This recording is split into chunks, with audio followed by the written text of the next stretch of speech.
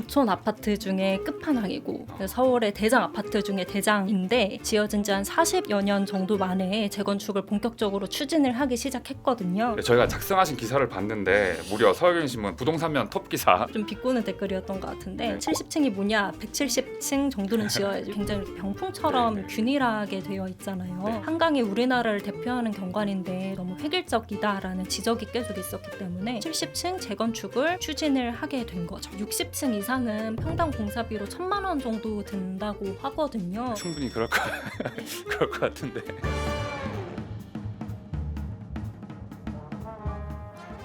네, 부동산 뉴스를 쉽게 떠먹여 드리는 시간입니다. 집중하세요. 서울경제신문 김태형 기자 나와 계십니다. 헬로. 우리 시청자분들께 인사해주세요. 헬로. 저희가 사전 미팅 때 출연하시는 기자마다 전문 영역을 정해보자 이렇게 좀 말씀을 드렸었는데 어떤 분야를 담당하실 생각을 좀 해보셨나요? 아무래도 부동산 얘기를 할 때 네. 재건축, 재개발 얘기를 안 할 수가 없잖아요. 정비사업 위주로 얘기를 많이 해드리면서 도시가 좀 어떻게 변할 수 있을지에 대해서 많이 얘기를 나눠보고 싶습니다. 굉장히 기대가 되는 것 같습니다. 열심히 네. 재밌는 주제를 찾아보겠습니다. 네, 바로 시작해볼게요. 오늘 집중할 소식 먼저 제목부터 말씀해 주시죠. 저희가 다뤄볼 주제는 70층 초고층 아파트로 변신하는 압구정입니다. 안 그래도 궁금했거든요. 홈즈 투어를 또 여기로 가봐야 되나 이렇게 좀 고민을 하고 있었는데 여기를 왜 집중해야 되는지 한번 저희들한테 떠먹여 주시기 바랍니다. 압구정이 사실 대부분의 시청자분들은 뭐 접근하기 힘든 지역이겠지만 놀러는 많이 가봤어요. 그쵸, 놀러 많이 가는 곳이죠. 부촌 아파트 중에 끝판왕이고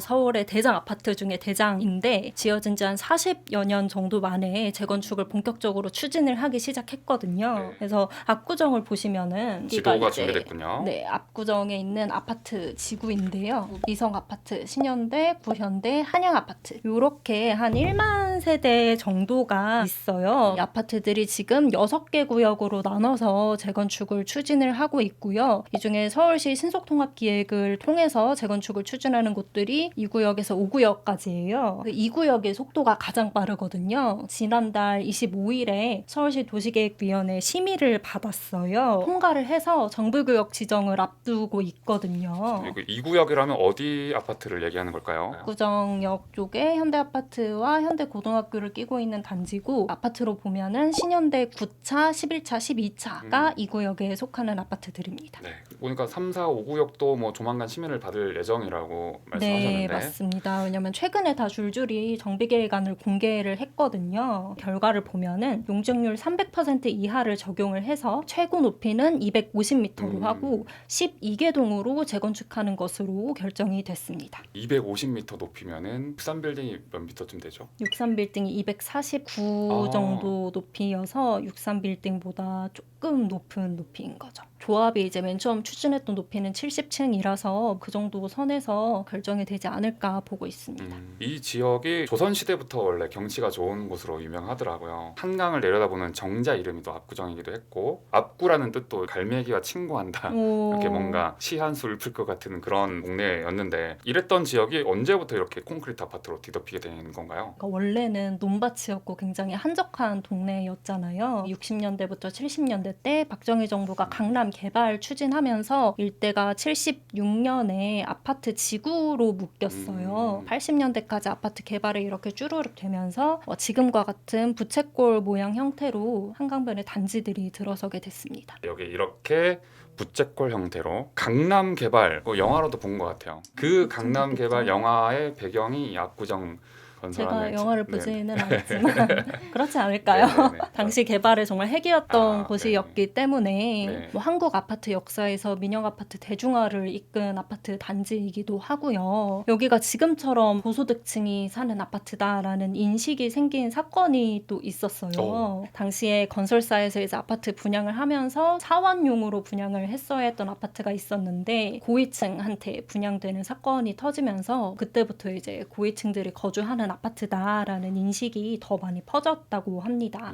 그 압구정동이 주거지가 이 아파트 단지밖에 없거든요. 그래서 소득 수준도 굉장히 균일하고 지금과는 다르게 임대 아파트도 없는 단지이기 때문에 주민들 자부심도 대단한 편이죠. 그러니까 과거부터 지금까지 이제 전통적인 부촌 이미지인 것 같은데 주거지로서의 입지도 좀 궁금합니다. 여기가 사실 강남 지역들 중에서도 입지가 굉장히 좋은 편이에요. 일단은 평지 위치이고요. 여기 한남대교, 동호대교, 성수대교랑 바로 이어지거든요. 그래서 강남에 있지만 강북의 생활권을 누리기도 굉장히 좋은 위치에 있어요. 광화문 업무지구로 이동도 굉장히 편리하고 지하철역을 보면 여기 3호선 압구정역 위치해 있고요. 수인분다성 압구정 로데오역 위치해 있고요. 갤러리아라든지 현대백화점 같은 상업시설도 많고 한강을 누릴 수 있다는 게 사실 가장 큰 장점이겠죠. 지금 재건축 필요성이 언제부터 좀 진행이 되고 있는지 좀 설명해 주시면 좋을 것 같습니다. 네, 지어진 지는 뭐 다 40년 정도 된 네. 아파트들이다 보니까 재건축 추진 필요성은 계속 있었어요. 일단은 주차난이 너무 심각해서 워낙 차를 빼는 게 힘드니까 뭐 경비실에 키를 맡겨놨다가 경비원분들이 차를 빼주시기도 하고 주기적으로 기사도 많이 나오는 게 대규모 정전도 정전도 일어나고요. 있고. 노후 아파트니까 당연히 배관 문제도 좀 있고 이게 최고층이 몇 층이죠? 여기가 최고 12층 아파트고요. 일대 아파트들도 12층에서 15층 정도 구성이 되어 있습니다. 재건축 필요성은 예전부터 있었는데 그렇죠. 왜 지금까지 좀 추진이 안 됐던 건가요? 일단은 그 전임 박원순 시장 때 강남 재건축에 호의적이지 않은 분위기가 있었거든요. 네. 근데 아무래도 재건축은 뭐 인허가가 굉장히 중요한 사업이다 보니까 2021년부터 조합은 본격적으로 설립이 되기 시작했고요. 오세훈 시장이 재건축을 많이 지원을 해주는 분위기가 형성이 됐잖아요. 네. 특히 서울 아파트를 35층 이하로 묶는 룰이 전임 시장 때는 있었는데 그게 폐지가 됐어요. 일대 아파트를 한강에서 보면은 다 판상형 아파트고 굉장히 이렇게 병풍처럼 네네. 균일하게 되어 있잖아요. 네. 한강이 우리나라를 대표하는 경관인데 너무 획일적이다라는 지적이 계속 있었기 때문에 높아진 우리 경제력에 맞게 경관을 좀 키울 필요가 있지 않냐라는 판단에 초고층을 허용을 해주기로 해서 조합들이 일제히 69층에서 70층 재건축을 추진을 하게 된 거죠. 네, 저희가 작성하신 기사를 봤는데 무려 서울경제신문 부동산면 톱 기사 압구정 성수의 70층 아파트 한강변 스카이라인 대변신 댓글을 좀 읽어보셨나요? 읽어봤죠. 아, 네. 보니까 한강변에 이렇게 높은 아파트가 들어와도 괜찮냐는 의견들이 제일 많았어요. 네, 그러니까요. 네, 한강은 공공재 아니냐. 70층이 뭐냐, 170층 정도는 지어야지. 이건 사실 좀 비꼬는 댓글이었던 것 같은데. 네. 그리고 뭐 강 앞으로 70층 단지를 만들어버리면 한강 조망권은 뭐 그들만의 곳이냐. 네. 이런 댓글들이 있었어요. 네. 아무래도 한강이 서울 시민들이 굉장히 사랑하고 많은 사람들이 이용하다 보는 공공재 같은 곳이다 보니까 우려가 좀 많이 있으신 것 같아요. 이게 사실 250m면은 뭐 아까 말씀드린 것처럼 60층 후반에서 70층 정도 재건축이 가능한 높이거든요.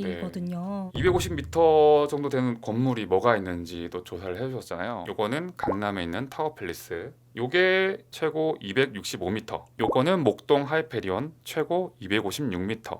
또 250m를 넘지 않는 주거 건물이 국내에 없는 건 아니죠. 몇 개 있죠. 요거는 부산 해운대에 있는 두산 위브더 제니스 최고 높이가 301m. 요건 부산 해운대 LCT. 이게 제일 높나 봐요. 그쵸. 최고 높이 411m. 네.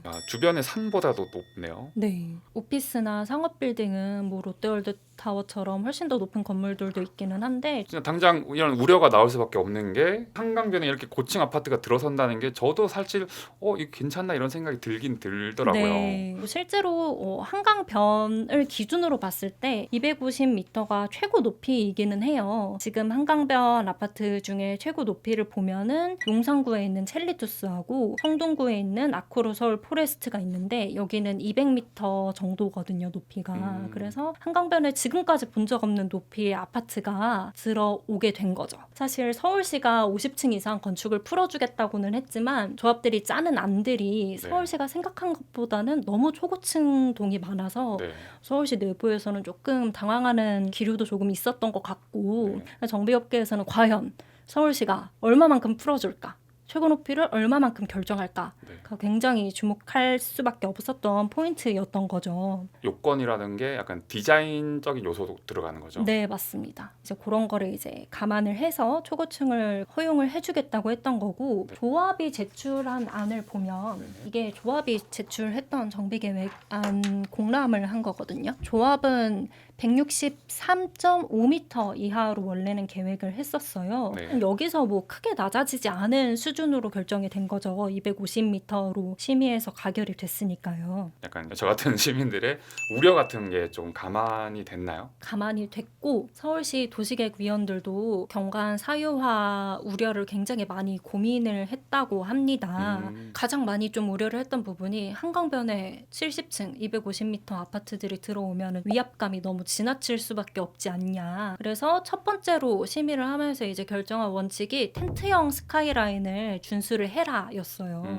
가운데는 이제 초고층 주동이 이렇게 있고 외곽으로 갈수록 좀 낮아지는 원칙인데 특히 중요한 게 최고층 높이 주동이 몇 개냐 잖아요, 사실. 네네네, 그렇네요. 근데 12개 동 중에 그 250m짜리 주동은 2개만 되도록 결정을 했고요. 서울시 한강 경관 규칙 중에 한강변 첫 주동은 20층을 넘지 않게 한다라는 내용이 있거든요. 그 원칙도 엄격하게 지키도록 했다고 합니다. 이런 원칙은 사실 다른 구역을 심의를 할 때도 적용되지 않을까 예상이 되는 상황입니다. 아까 신현대 아파트 최고 높이가 12층, 네. 12층인데 20층. 그렇게 막 높아지는 느낌은 또 아닐 수 있겠네요. 그렇죠. 두 번째 원칙이 열린 단지입니다. 높이를 파격적으로 풀어준 거잖아요. 아파트 내부에 한강 공원까지 이어지는 보행 통로를 계획을 했는데 이거는 공공 보행 통로예요. 주변을 지나다니는 시민 누구나 이용을 할 수 있어야 되고요. 아파트 이제 내부도 담장은 설치하지 않도록 했고 경로당, 어린이집, 도서관, 수영장 이런 커뮤니티 시설을 설치를 해서 아파트 주민들뿐만 아니라 지역 주민들도 이용할 수 있도록 개방을 하기로 했습니다. 조합이 지금 이 내용을 반영을 해서 정비 계획을 다듬고 있는 상황입니다. 또 이런 내용이 있더라고요. 초고층 아파트로 지어버리면 나중에 재건축 이게 힘들 수 있다. 너무 설계가 복잡해지고 규제 같은 것도 더 많아져서 신중하게 좀 고려해야 된다. 이런 부분들은 좀 어떤가요? 초고층 재건축 얘기를 할 때마다 항상 나오는 우려들이잖아요. 네. 근데 지금 당장 좀 저희가 생각해 볼 만한 것은 이 70층 초고층 재건축이 빠르게 계획대로 될 것인가 인 것 같아요. 미래 세대의 재건축은 사실 좀 예상하기 어려운 일이기는 하잖아요. 네. 우려대로 60층 이상은 평당 공사비로 1,000만 원 정도 든다고 하거든요. 네. 공사 기간이 좀 늘어나는 거 감안하면은 실제 공사비는 더 많아질 수밖에 없겠죠. 그래서 압구정의 초건축 재건축에 대해서도 이게 될까 말까 하는 말들이 나오는 거예요. 분위기를 지금으로서는 좀 봤을 때 그렇게 힘들다는 초고층이지만 압구정은 그래도 가능하지 않을까 싶은 게 기류이기는 하더라고요. 네. 왜냐면 지금 나온 정비 계획들을 보면은 구역들 추정 비례율이 60%대예요. 이게 좀 낮은 편이거든요. 사실 제가 추정 비율이 어떤 의미인지 모르겠습니다. 네. 떠먹여주세요. 한마디로 말하면은 네. 아파트 재건축의 사업성을 보여주는 지표고 아. 요 지수가 100%를 넘으면은 조합원들이 분담금을 내지 않아도 된다고 생각을 하시면 간단하거든요. 재건축했는데 분담을 오히려 돌려받는다 하는 그게 이건 때문인가요? 네, 100%가 넘으면 그게 가능한데 압구정 같은 경우에는 사실 높다고 할 수 없는 수치이고 그럴 수밖에 없는 게 여기가 일단은 그 종전자산가액이 굉장히 높잖아요. 네, 집값이 네, 네. 비싼 아파트 단지니까 분모는 굉장히 크고 분양가 상한제가 적용이 돼서 분자가 이제 작을 수밖에 없는 거죠. 일반 분양 비율도 높지가 않고요. 분담금 내역을 계산을 해보면은 일단 압구정 3구역이 대장이라고 불리니까 3구역은 요 가운데 여기인가요? 네, 여기를 지금 나온 분담금으로 보면 비슷한 평수로 옮겨가려면은 2억에서 3억 원 중반대 정도를 내야 되고 7평에서 8평 정도 넓히려면 6억에서 10억 초반대까지 내야 돼요. 물론 이게 초기 추정이라서 정말 정확하지 않다는 점을 말씀을 드릴게요. 근데 뭐 요 정도 금액에도 사실 크게 이슈가 안 되는 거 보면 주민들 사이에 이게 감당 가능한 수준이 아니겠느냐라는 평가들이 충분히 그럴 것 같은데.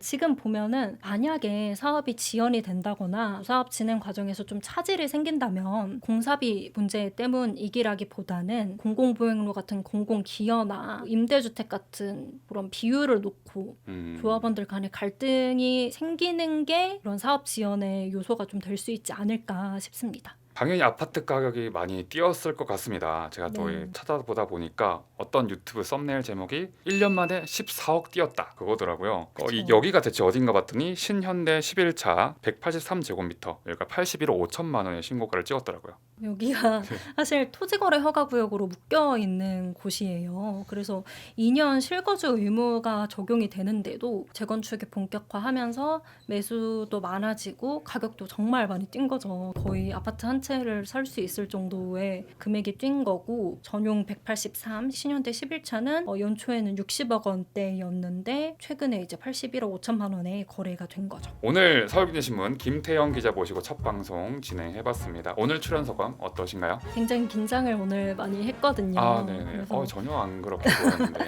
준비한 내용을 잘 전달해 드렸는지 걱정이 조금 되지만 다음에 좀 더 재밌는 소식 들고 찾아보겠습니다. 다음에도 뭐 재건축 재개발 소식 가지고 오시는 거죠? 그렇게 되지 않을까 싶습니다. 네, 또 기대해 보겠습니다. 집중하세요 코너는 구독자들과 소통하는 방송을 지향합니다. 댓글 달아주시면 읽어드리겠습니다. 다음 시간에는 신미진 기자와 함께 하겠습니다. 영상 끝까지 봐주신 여러분 감사드리고요. 다음에 또 만나요. 안녕. 안녕. 찾아보니까 유명한 짤이 하나 있더라고요. 이른바 100년 후 강남구 모습입니다. 강남 재건축에 대한 사람들의 관심이 얼마나 지대한지를 보여주는 짤 같거든요. 네. 다른 빌딩들은 되게 고층으로 많이 개발이 되어 있고 특히 여기 음마 아파트가 여기가 음마 아파트군요. 네, 100년 후에도 음마 아파트가 재건축이 뭐 안 되는 모습을 풍자를 하려고 만든 그림인데